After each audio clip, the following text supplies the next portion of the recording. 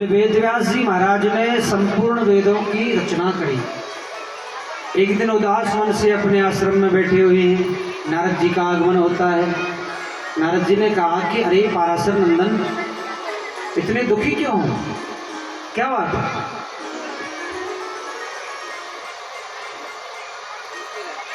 वेद व्यास जी कहने लगे, प्रभु क्या बताऊं, बड़ा दुखी हूं, मन को शांति नहीं। इतने वेद पुराण लिख दिए लेकिन फिर भी मन को शांति नहीं है, क्या करूं? नारद जी ने समझाया कि व्यास जी, कोई ऐसे ग्रंथ की रचना कीजिए जिससे भक्तों को शांति मिले, सुन करके भक्तों के जीवन में शांति आए। और जब तक भक्तों के हृदय में शांति नहीं आएगी तब तक आपके मन में भी शांति नहीं आएगी। बोले महाराज समझा नहीं। बोले जिस प्रकार मान ली जाए कोई आप भजन गा रहे हो और उस भजन को गाने में आपको आनंद आ रहा है, भाई मुझे तो बड़ा अच्छा लग रहा है, तो समझ लीजिए कि सामने वाले को, सुनने वाले को भी अच्छा लगेगा। और जब आपको ही वो भजन अच्छा नहीं लग रहा तो सामने वाले को कैसे लगेगा? उसी प्रकार नारद जी ने कहा कि आप ऐसी कोई ग्रंथ की, ऐसी कोई भक्तों के चरित्र, भगवान के चरित्रों का निरूपण कीजिए जिसको पढ़ करके, सुन करके भक्त लोग आनंद की अनुभूति करें। वेद व्यास जी कहने लगे, महाराज शरीर अब बुढ़ा हो गया है, हाथ पैर काम नहीं करते, अब कैसे लिखूं? तो नारद जी ने अपना जीवन सुनाया, अपना जो पूर्व जन्म है उसके बारे में बताया कि मैं एक दासी का पुत्र था और संतों के आश्रम में रहता था। वहां से मैंने शरीर छोड़ करके संतों की कृपा से उस शरीर को त्याग करके और मैं आज तुम्हारे सामने ब्रह्मा का पुत्र बना हुआ हूँ। उसी प्रकार तुम भी संतों की शरण लीजिए और संतों की शरण लेकर के भगवान की कथाओं की रचना कीजिए। श्रीमद् भागवत कथा की रचना हुई, लेकिन प्रश्न ये हुआ कि सुनाए किसको? जिसने काम क्रोध लोभ जीत रखा हो उसे कथा सुनाए। मन में विचार आया सुखदेव जी को सुनाए, लेकिन आए कैसे? तो सुखदेव जी को बुलाया गया और सुखदेव जी को कथा सुनाई गई। आत्मा राम शमनयो निर्ग्रंथा अभ्युरुक्रमे कुर्वन्ते हेतु किं भक्ति नित्यं भूतगणो हरि।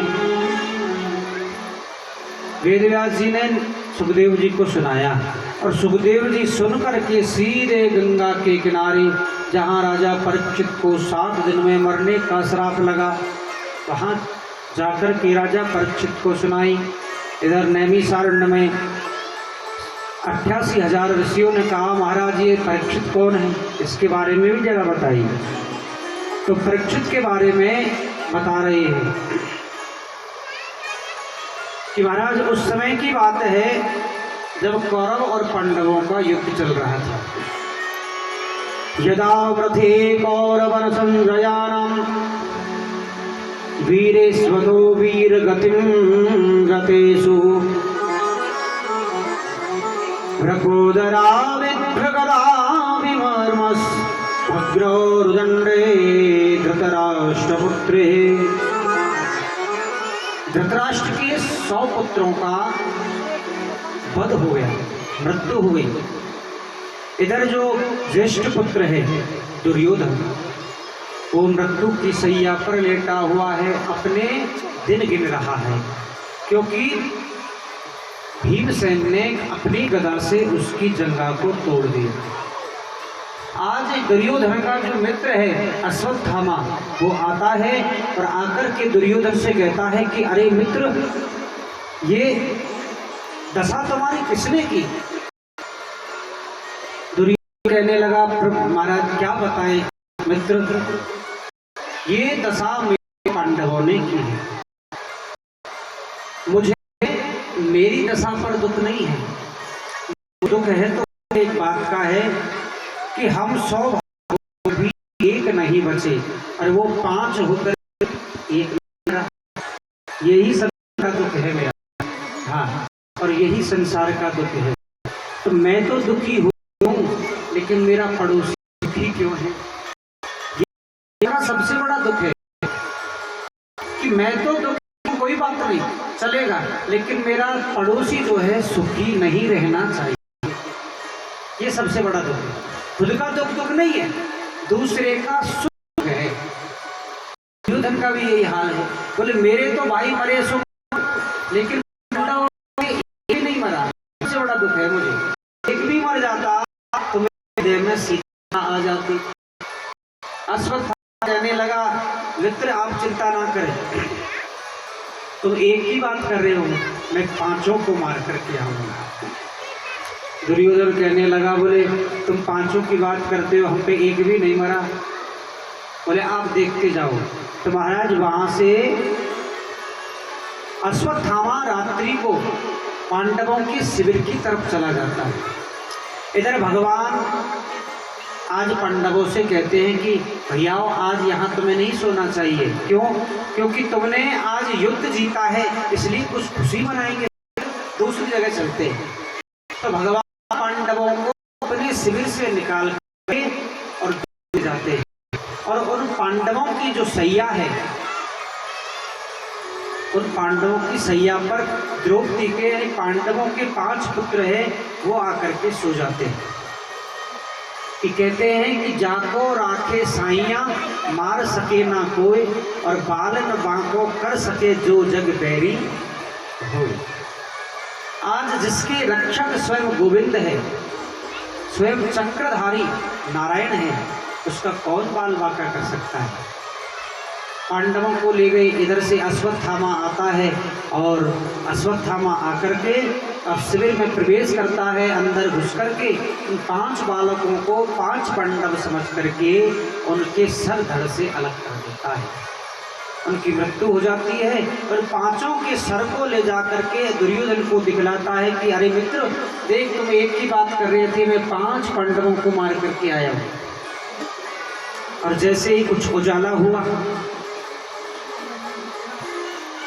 दुर्योधन ने उन बालकों के सर को देखा तो महाराज फूट फूट करके रोने लगा। चाहे वो कितना भी दुष्ट था, लेकिन यहाँ आकर के उसने भी दया की कि अरे मित्र तुमने ये क्या कर दिया? हमारे पूरे वंश में केवल ये ही हमको पानी देने वाले बचे थे, और इनको भी तुमने मार दिया। अरे मेरा बैर केवल पांडवों से था, बालकों से नहीं था। अब तुमने बालकों को भी मार दिया, इसलिए तुम्हें अब अर्जुन नहीं छोड़ेगा। अश्वत्थामा डर गया, अपने रथ को लेकर के वहां से दौड़ता हुआ आगे गया। इधर जैसे ही महाराज द्रौपदी ने देखा अपने 5 पुत्रों को मृत्यु की सैया पर, जोर जोर से रोने लगी। माता शिशूनां निधेनां सुतानां निशम्य घोरं परिताप्यमानां तदा रुदत्वा स्वकलाकुलीक्षी तां सांत्वमानाः किरीटमाली। द्रौपदी की इस व्यथा को सुनकर के, रोने को सुनकर के वहां पर नर नारियों की भीड़ लग गई। पांडव लोग भी आ गए, भगवान भी आ गए, और जाकर के देखा तो सब अश्वत्थामा को गाली देने लगे। बोले ऊंच निवास नीच करतूती। बोले भगवान ने जन्म तो दिया है ऊंचे कुल में, लेकिन करतूत कर्म कैसे हैं? बोले नीचे। बोले ब्राह्मण के घर में पैदा हुआ है और ऐसा कुकृत्य, बालकों को मार दिया। अर्जुन ने कहा देवी मैं प्रण करता हूँ, तुम्हारे बालकों को मारने वाला चाहे आकाश में हो, पाताल में हो, कहीं भी हो, उसे छोड़ूंगा नहीं। अर्जुन भगवान के साथ में रथ लेकर के सीधा अश्वत्थामा के पीछे दौड़ता है, और अश्वत्थामा को जाकर के पकड़ लेता है।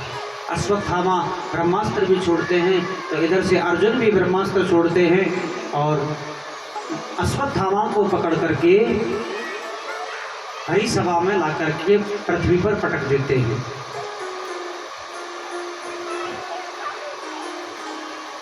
अर्जुन कहते हैं कि देवी तुम बताइए इसे जलाकर के मारो या पानी में डुबोकर के मारो, कैसे मारो तुम बताइए। तो महाराज द्रौपदी क्या कहने लगी, ब्रह्म बंधुरहंतव्यम आतता ही वदार्हणः मय्येवो भयमात्मा परिपायनुशासनम्। बोले महाराज इसे मारो मत। द्रौपदी की इस वाणी को सुनकर के सब स्तब्ध रह गए। बोले देवी तुम क्या कह रही हो, इसने तुम्हारे 5 बालकों को मारा है। द्रौपदी कहने लगी कि यदि इसको मारने से मेरे बालक जीवित हो जाते हैं तो अवश्य मार दीजिए, मुझे कोई चिंता नहीं। लेकिन एक माँ ही दूसरे माँ के दुख को जानती है। मैं जानती हूँ कि मेरे बालकों के मरने से मुझे कितना दुख हुआ है। अरे मेरे तो 5 बालक थे, ये जिसका बालक है, जिसका पुत्र है, उसके तो केवल एक ही है। द्रोणाचार्य का पुत्र है। द्रोणाचार्य युद्ध में मारे जा चुके हैं। अब घर पर इसकी माँ केवल अकेली है। यदि इसको तुम मार दोगे तो इसकी माँ किसके सहारे जिएगी। अब तो अर्जुन धर्म संकट में फंस गया। बोले प्रण कर लिया, और प्रण कर लिया तो अब निभाऊं कैसे, इन्होंने तो मना कर दिया। तो अर्जुन ने भगवान की शरण में जाकर कहने लगे प्रभु आप ही कुछ बताइए। तो भगवान ने कहा कि ब्रह्म बंधुर हंतव्यम मातताई उदाहरण। बोले भाई देखो अर्जुन, ब्रह्म बंधुर हंतव्यम, ये ब्राह्मण का पुत्र है इसलिए इसे मारोगे तो ब्रह्म हत्या लगेगी। और आतताई वधारण, आतताई जो बालकों को मारता है उसको मारने से पाप नहीं लगता, इसलिए ये बालकों का हत्यारा है, इसलिए इसे छोड़ो भी मत। ये ब्राह्मण का पुत्र है इसे मारो भी मत, और ये बालकों का हत्यारा है इसलिए इसे छोड़ो भी मत। अर्जुन कहने लगे महाराज आप शरीर से भी टेढ़े हो और बातों से भी टेढ़े हो। हाँ 3 जगह से टेढ़े हैं। बोले भगवान कृष्ण की बातें हर कोई नहीं समझ सकता, ऐसी टेढ़ी घुमा करके बातें करते। अब बताओ ये घुमाई हुई बात नहीं है। बोले ये ब्राह्मण का पुत्र है इसे मारोगे तो ब्रह्म हत्या लगेगी, लेकिन ये बालकों का हत्यारा है इसे छोड़ोगे तो भी पाप लगेगा, इसे मार दो। करे क्या। तो अर्जुन क्या है, भगवान का अनन्य भक्त है। अर्जुन ने भगवान को गीता जी सुनाई, इसलिए वो जानते हैं क्या करना है। तो अर्जुन ने क्या किया, अपनी तलवार निकाल करके और अश्वत्थामा के सर के आधे बालों को मुड़ा दिया, आधी दाढ़ी को मुड़ा दिया, और अपमानित करके बड़ी सभा में धक्के दे करके भगा दिया। तो कहते हैं सज्जनों कि जो सम्मानित व्यक्ति होता है, जो प्रतिष्ठित व्यक्ति होता है, उसकी भरी सभा में यदि अपमान कर दिया जाए तो उससे बड़ा मृत्यु का और उसके लिए कुछ भी नहीं। उसको मृत्यु के बराबर ही फल मिलता है। चाहे उस प्रतिष्ठित व्यक्ति का अपमान कर दो, चाहे मृत्यु कर दो, बराबर। हाँ प्रेम से बोलिए राधे राधे। अश्वत्थामा ने प्रण किया कि मैं पांडवों के वंश को नष्ट कर दूंगा। फिर विचार किया कि अब वंश तो रहा ही कौन है, 5 पुत्र थे उनको भी हमने मार दिया। लेकिन फिर विचार आया कि जो अभिमन्यु की जो पत्नी है उत्तरा, जब अभिमन्यु चक्रव्यूह में मारा गया था तो उसकी पत्नी गर्भवती थी। बोले उस गर्भ को ही यदि मैं नष्ट कर दूंगा तो पांडवों को कोई पानी देने वाला नहीं बचेगा।